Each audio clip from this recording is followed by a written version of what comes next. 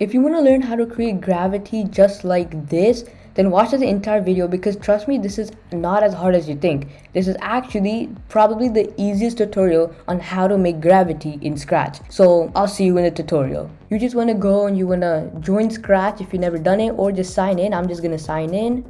Alright, so now we're finally in here. So we're going to start off with, always guys, whenever you start a new project, you always want to get the when flag clicked block. This is probably the most important block. Next, we want to create a variable, and we're gonna make this variable called b. We just wanted to say b. Okay, and then we're gonna go set b to 0.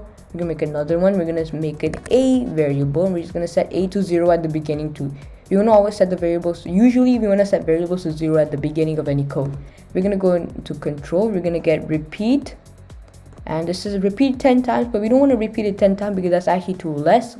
That's gonna be way too fast. We want to repeat 100 times. And now we want to go to motion. I love motions, guys. Motions is probably the best one. Okay, we want to go to the go to, and we're gonna set to 0 0, so it's every time when we select and we click on the green flag, it's gonna reset to the middle. And we want to change the y by a. So we're gonna go in variables now.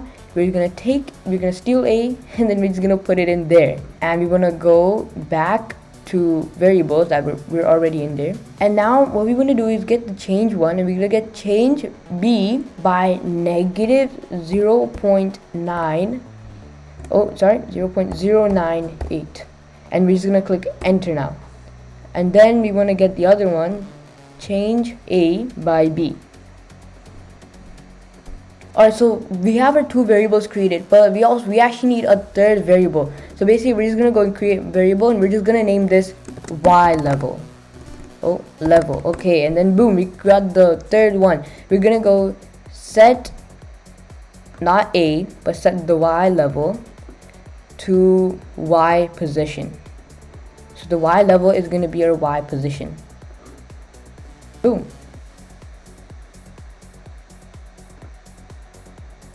And see, that is gravity. We're just gonna move the cat even higher. But now watch, it's gonna always start at in the middle. And it kind of like, it starts off slow and then it kind of moves faster as it goes down. And that's what I really like about this. Look what happened if I set this to 1.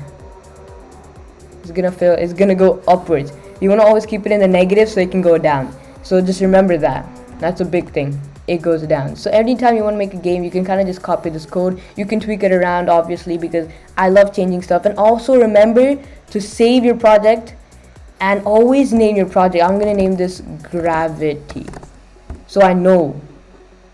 This is just for you to be more organized. And yeah, that is it for today's video. Thank you so much for watching, and I'll see you in the next one. Bye bye.